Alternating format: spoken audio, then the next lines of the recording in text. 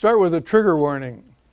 If you use a lot of the conclusions of this book in an exam, you'll fail. Because when you do comparative research, it's incredible how often you come to the opposite conclusion of the specialists. Not including the conclusions of Stan Rosen, who's here today. He comes from a different and more productive angle. When I published The Rise of China, I had one positive review out of 10 foreign language editions. The London Times Literary Supplement said this guy's bank must have paid him a lot of money to write such nonsense. And by the way, they've doubled down on my current book.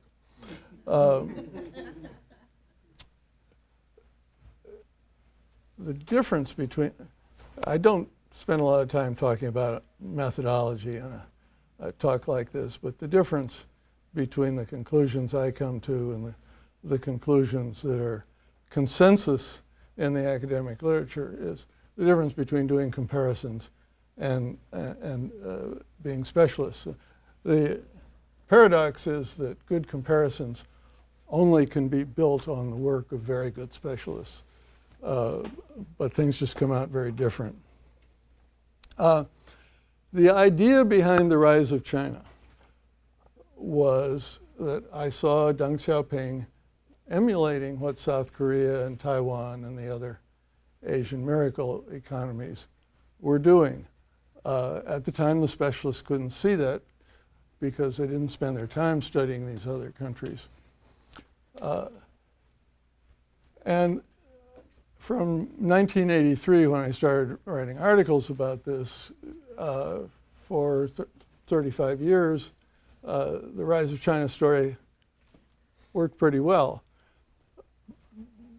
But by the time Hu Jintao took power, they clearly were not emulating the other Asian miracle economies. It was a very abrupt change. I spent a lot of time with Zhu Rongji, who was the great prime minister and financial leader for the 10 years up to 2003. And he knew more about South Korea than any American Korea specialist I've ever met, because he was studying what Park Chung-hee did and saying, why did he do that in that situation? Because now I face the same situation. The great thing about writing a book like that was you could make one prediction. This is what's going to happen. Because we'd seen what happened when other countries followed the same policies. There was an issue, could you scale it up from South Korean size to China size? And it's a real issue, but that question has been answered. Today we can't give such confident predictions. You sell more books if you say China's going to take over the world or China's going to collapse. Unfortunately, I can't tell you that. What we can do is characterize the current situation as the Chinese leaders see it. And then you can write alternative scenarios, and you can identify the things you want to watch so that you yourselves can figure out what path they're headed toward. I've called the current situation a crisis of success. Sounds like a crazy idea. What's a crisis of success? Well, take an entrepreneur who invents a really cool widget and is really good at marketing it. And it takes off, and when it gets to a certain level, you want to list it on the stock exchange. All of a sudden, this entrepreneur has to have professional human resources and professional accounting and a board of directors and a public public rule book, and the organization has to transform. And if it does that transformation, it keeps on going. Otherwise, it stagnates or possibly collapses. Polaroid is an example. So,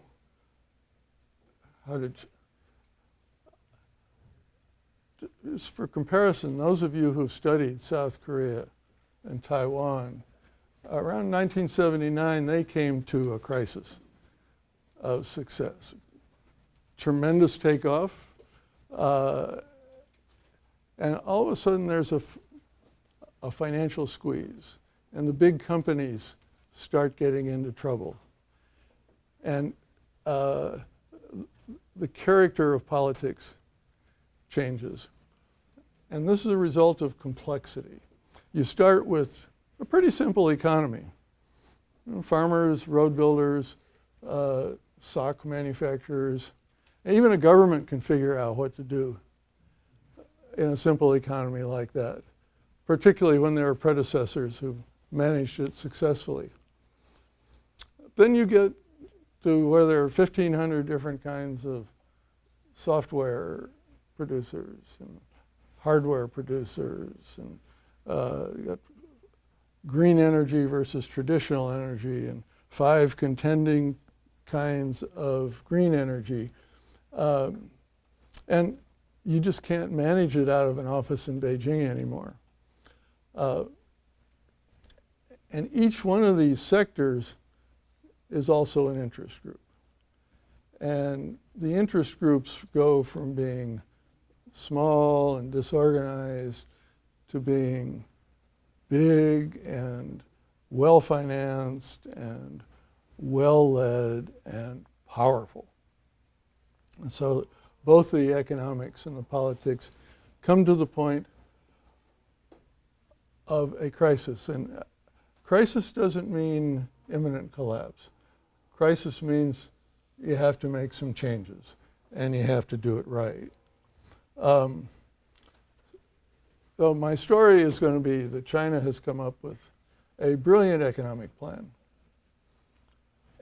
but it's got some difficulties implementing the economic plan, and the political plan is kind of primitive. They really haven't thought that one through. So how did they get to their crisis of success? Well, I'll go back to Zhu Rongji. Zhu Rongji and his boss, Jiang Zemin, did frenetic market reforms. They laid off 45 million people from manufacturing jobs, basically moved them into service jobs. Now think what political trouble it causes in this country when 3 million people have to find new jobs in 10 years. And Zhu Rongji tried to cut the Chinese government in half. Imagine if Ronald Reagan had followed through on his idea of cutting back government and tried to cut the US government in half. Every politician in the country would have been up in arms. The Chinese government is a lot bigger, even proportionally a lot bigger and more important. So this just stressed people out.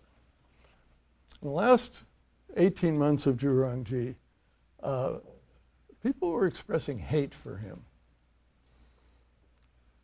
He's put us through all this, and he hasn't solved all the problems of China.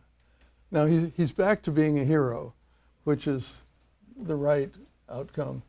But the last year and a half of his tenure, he was pretty unpopular. So the next leader, Hu Jintao, announced a policy of harmonious society. And harmonious society had many meanings, including deep philosophical meaning, but the operational significance was no more frenetic Zhu Rongji market reforms. And under him and Wen Jiabao, we had a decade when,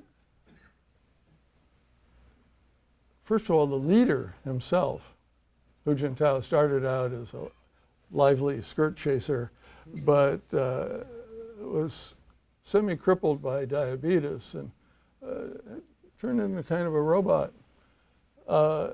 And the government was managed by the 9 members of the Politburo Standing Committee by majority vote. Now there's another institution that's managed 9 people by majority vote, the U.S. Supreme Court. And it's very judicious, but it doesn't move very fast. Plus, the old guys, especially Jiang Zemin, kept interfering and trying to mess things up. Jiang Zemin became kind of a super Mitch McConnell for Hu Jintao. So by a few years into Hu Jintao's term, people close to the leadership were saying, you know, we're afraid the country's spinning out of control. The interest groups are doing their own thing, not paying much attention to central policy, and the local governments are doing their own thing and running up huge debts that they're not supposed to run up. We've got to get things back under control. And we're behind the curve on economic reform. Nothing's happening. Some people talk about a lost decade, like Japan's lost decades. And so there's a determination to get things moving again. So well before Xi Jinping took power, the leadership sponsored an economic plan. They got together with the World Bank and invited American Nobel Prize winners to participate and created a book called China 2030. And then this was refined further after Xi Jinping took power into the big economic plan of the third plenum. And the theme of the economic plan was market allocation of resources. So that was the axiom, and then there are more than 300 policies deduced from that. I don't think there's any better formulated economic plan in world history. My knowledge of history doesn't go back that far, but then how are we going to get things under control? How are we going to defeat these forces that are decentralizing China? And how are we going to ram through reforms? Let me give you a sense of when I say interest groups, when they say interest groups, what we're talking about. A leading one was the petroleum faction. China has trillions of dollars of energy going through its economy, and the petroleum faction managed that. And there was a difference between official set prices and market prices, and they were arbitraging that and raking off tens or hundreds of billions of dollars for themselves. And the head of the petroleum faction, Zhou Yongkang, is China's security chief, and he's one of the 9 members of the Politburo Standing Committee. But we think the NRA is a powerful interest group. The petroleum faction is like Germany. China's interest groups are like European countries. And corralling them is like getting Europe together. So they came up with a plan. And the plan involved having the Politburo Standing Committee be 9 people, or be 7 people, not 9. And they left out the really enthusiastic reformists like Wang Yang and the reactionary seeming characters like Bo Xilai, so that it'd be easier to reach a consensus. And they decided the new guy would get immediate control of the military, whereas Hu Jintao had to wait for 2 years. And they created a National Security Council, so the military and the foreign ministry would need to talk to each other for the first time in modern Chinese history. And they created what they call small leading groups in charge of economic reform and Taiwan, all the most crucial issues, and put one guy, Xi Jinping, in charge of all of them. The picture I'm painting is of leadership that made consensus decisions based on concern about particular problems. This is not the U.S. media, Chinese Putin, a wily leader getting himself to the top, one-man rule, in his personal interest. He's a creature. Xi Jinping is a creature of the party. Putin's party is a creature of Putin. It's very different. Now, we come to the problems. The interest groups. Market allocation of resources hurts every power group in China. If you put things on a market basis, party groups lose power. Government groups lose power. The military reforms involve cutting the number of troops back by 300,000 people. I'll give you an example of how reforms hurt. When I was in Hong Kong, we did a study of the city of Foshan. And Foshan's debt service, interest plus principal payments, was about 110% of their tax and fee revenue. And they covered that by grabbing peasants' land and selling it. Now, under reforms, they can't grab so much of the peasants' land.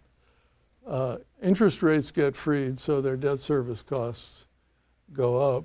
And they're going to be required to provide social services, education, medical insurance, unemployment insurance, pensions, to the whole population, 50% of whom are migrant workers who previously didn't get these things. So their social costs are going to double. Now, if you're the mayor or the party secretary, you look at this and say, they're trying to kill me. I've got to resist this. So the best tool for moving these resistant groups out of the way is the anti-corruption campaign. And guess who was the first target, first big target? Zhou Yangkang and the petroleum faction and leading generals. And the sweep has cut down an amazing number of senior officials. Result is that everybody's scared. Now, these officials are supposed to implement reforms. If you implement a reform, you're hurting somebody. Somebody's losing something. And they're going to react. How are they going to react? They're going to say, you're corrupt. And you probably are. So you feel very vulnerable. So what you do is you hide under the table and try not to do anything and not to be seen, like students who haven't done their homework and want to disappear to the back of the room. So now they put in penalties for officials who don't strongly implement the reforms.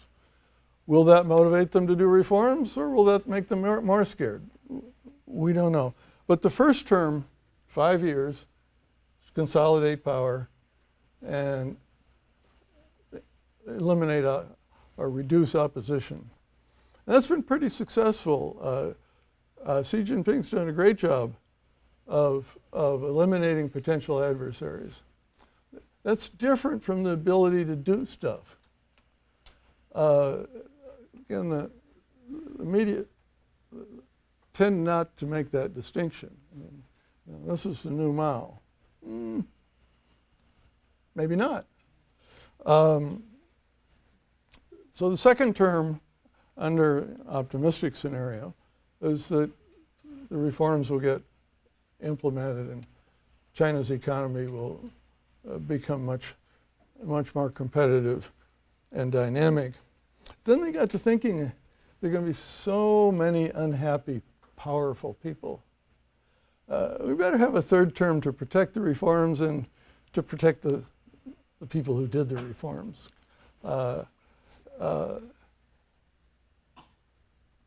I can't tell you how intense the fight over these things is. One of China's most powerful executives came to my office at Harvard a couple of years ago. He said, Bill, the atmosphere in Beijing is you die or I die. And that is so different from the image of this, you know, you have the leader whose every hair is perfectly in place and totally confident, and pictures of a meeting, everybody's there, the same suit, the same white shirt, and the same red tie. Everything's just perfectly ordered. That's not what's happening. You're dealing with scared people who crack down maybe harder than they need to because they're scared. So how do we know what's going to happen in the future?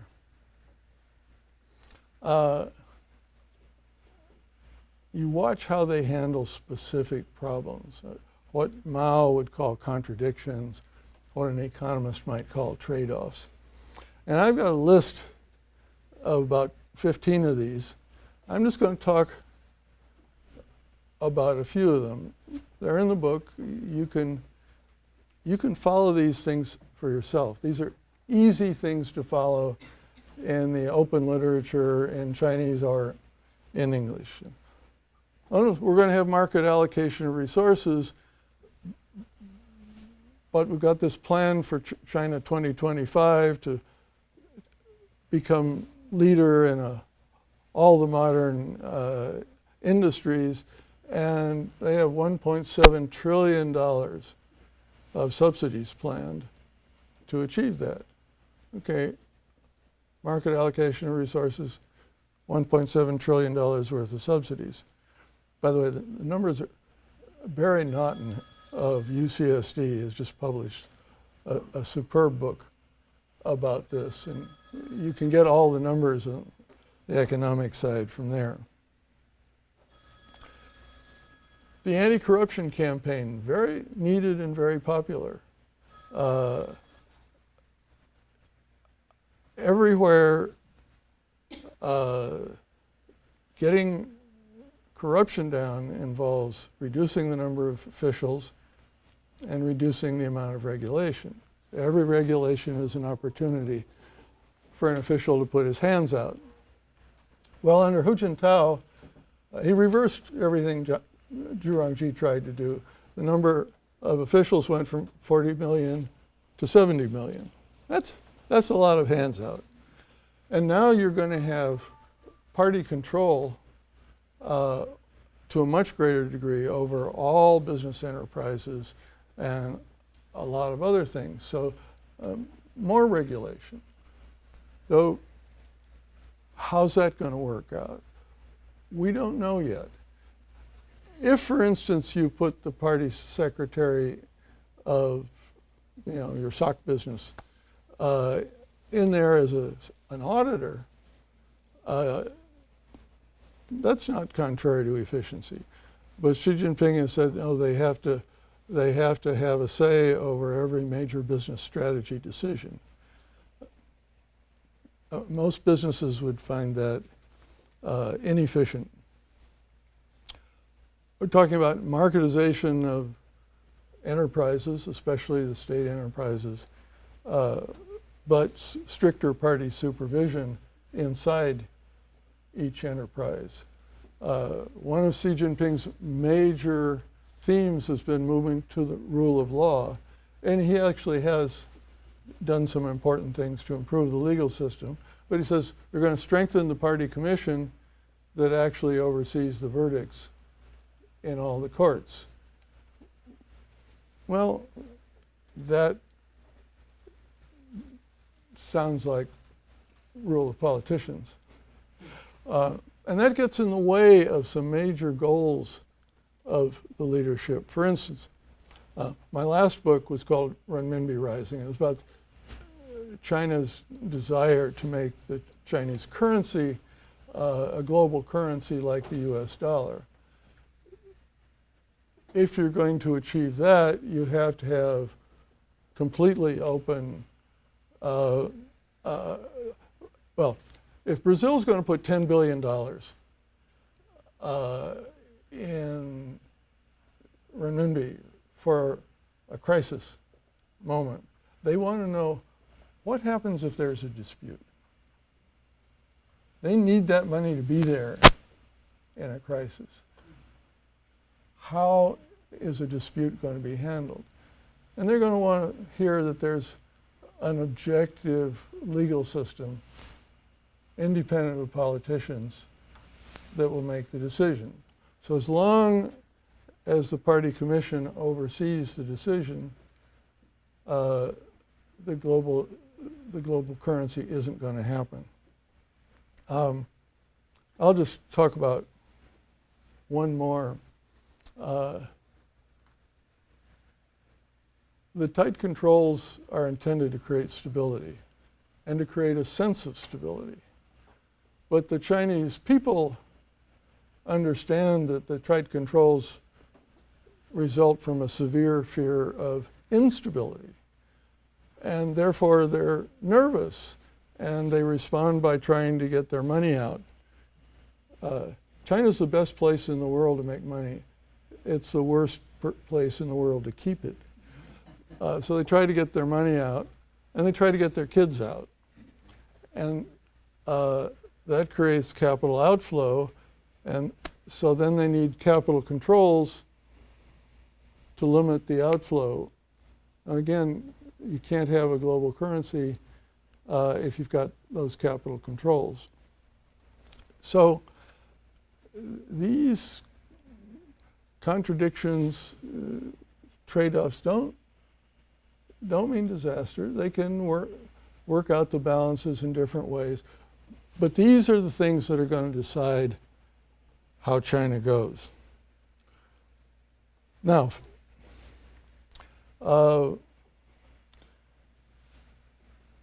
in Washington, they've decided, well, we were wrong in thinking all these political forces that happen under modernization are powerful and they're going to have an impact.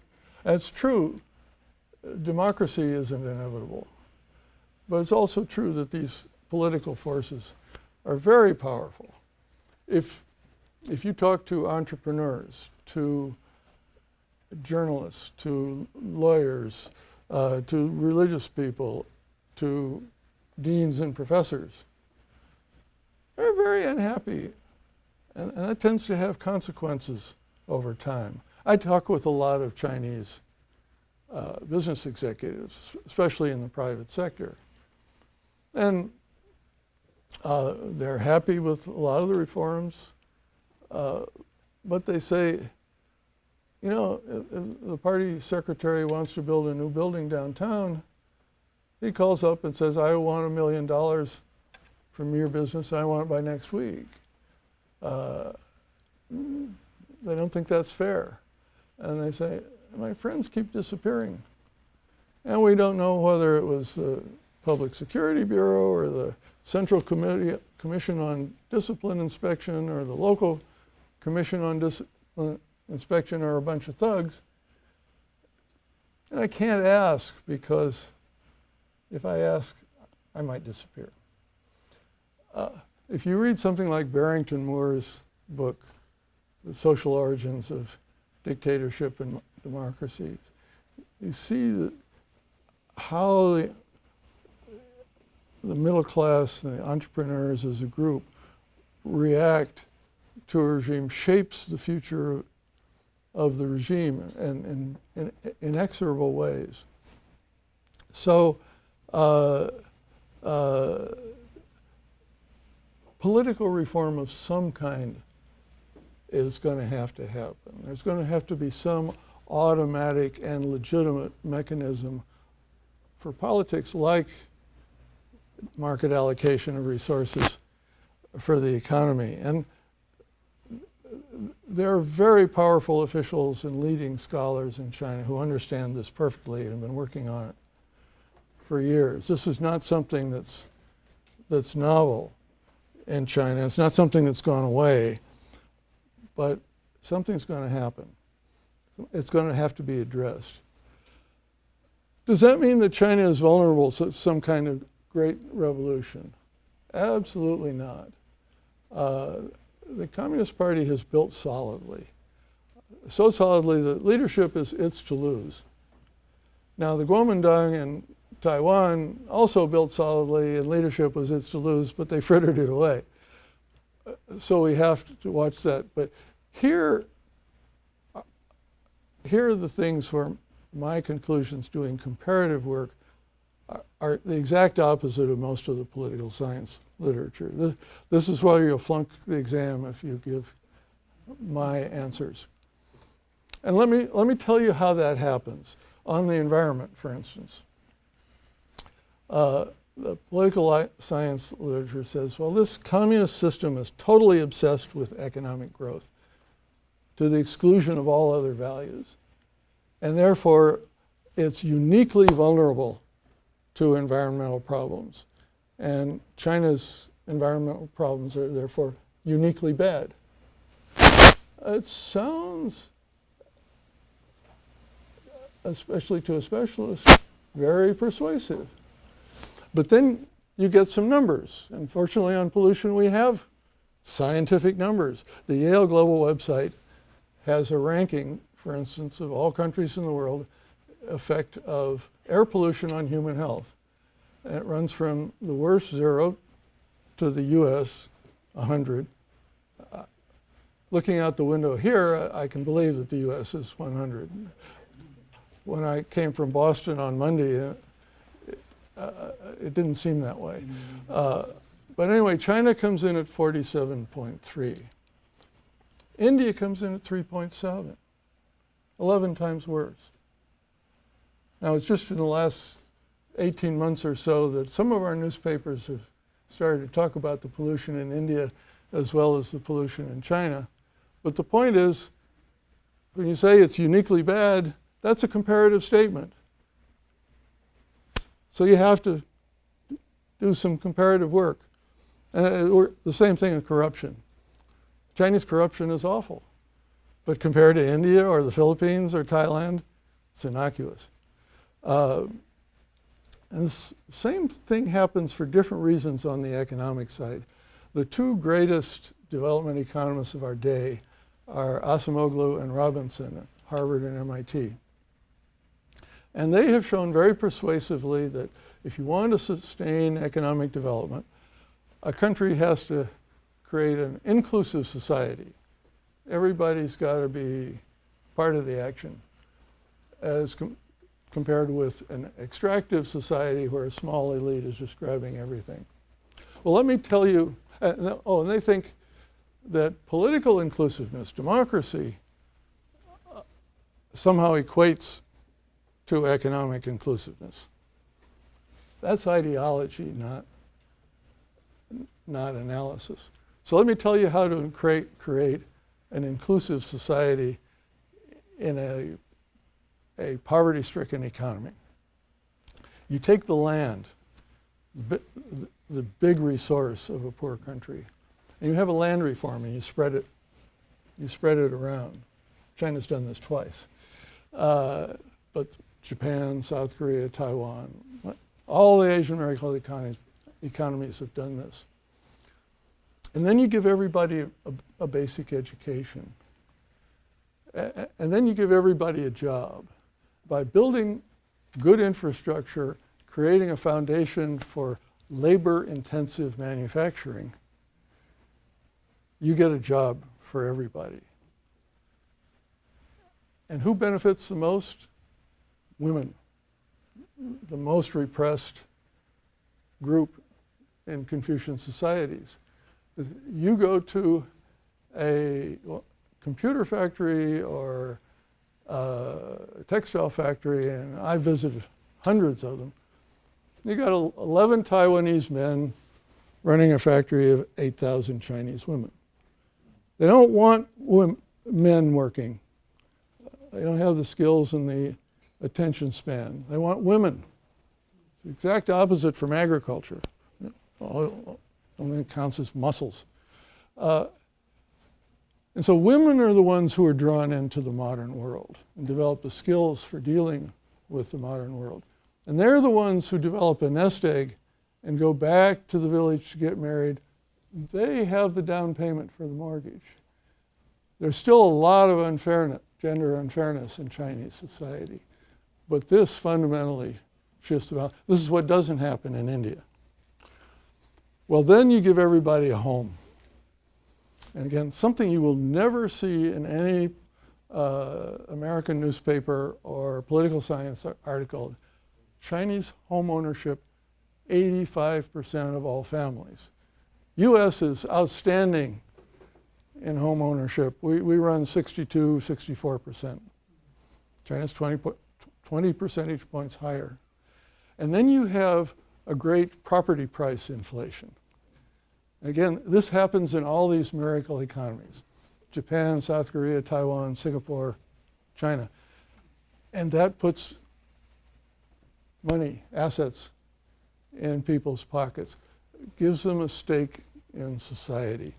Let me tell you how to create an extractive society in a very poor country. You hold an election in a country of landlords and peasants. And the landlords have money. They have organization. They have leadership. Peasants don't know how to organize. They couldn't donate $1 to a candidate. I mean, the kid doesn't have food for a couple of days.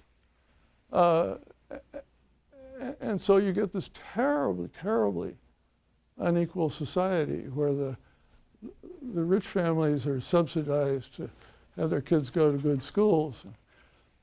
Indian infant mortality and maternal mortality are multiples of China. My favorite sentence in the book, the number of families in China that own a home is about twice the number of families in India that have access to a toilet.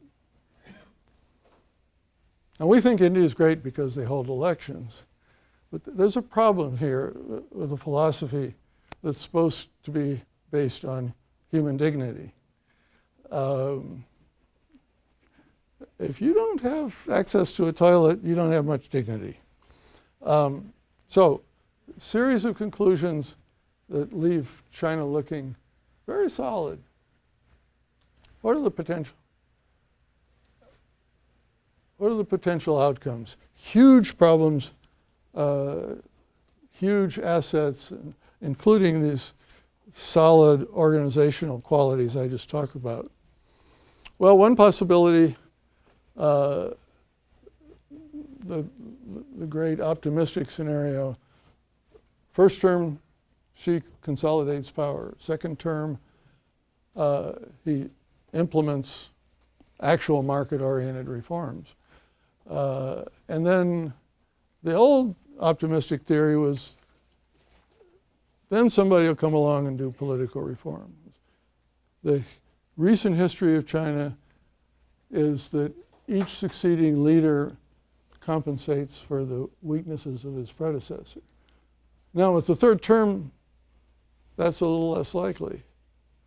Some people think, well, maybe Xi Jinping has some ideas for political reform that he's keeping hidden in a pocket somewhere.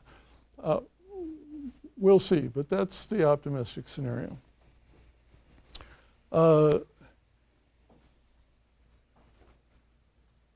Then there's the great dilemma that if economic reform doesn't work, then the interest groups take over. And this is what happened in Japan in 1975. Japan didn't go into stagnation because of the 1990 financial crisis.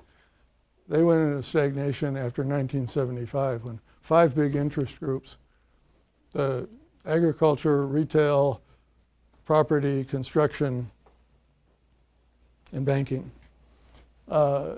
essentially took ownership of the government. And they shut down competition and shut down a lot of innovation, and the economy's growth went. If that happened in China, the consequences are a little different than in Japan.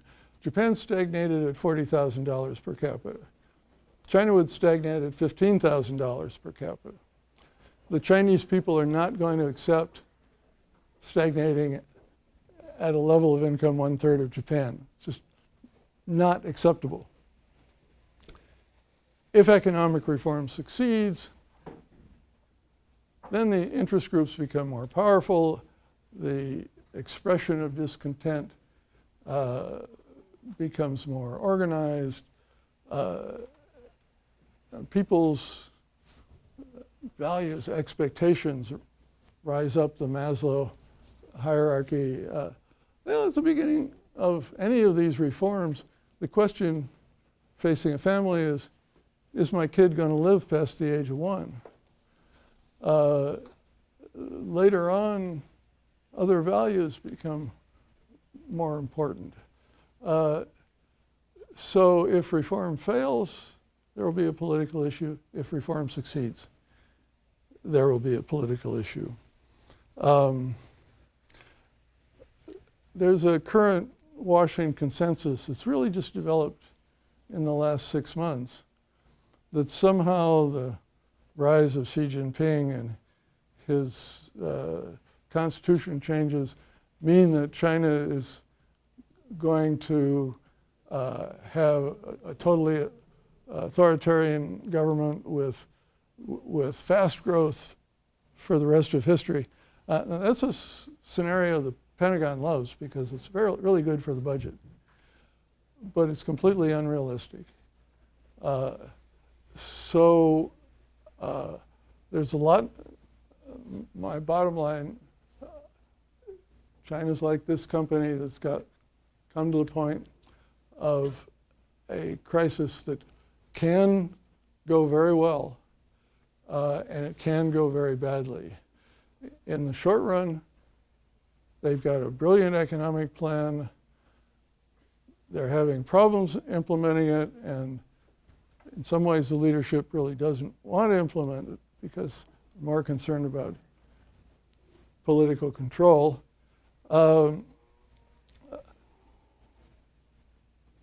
So we just have to track by the choices they make among these contradictions and see how it works out. But it's a place with enormous challenges, enormous internal conflicts, and we would be wise not to accept the new Washington consensus that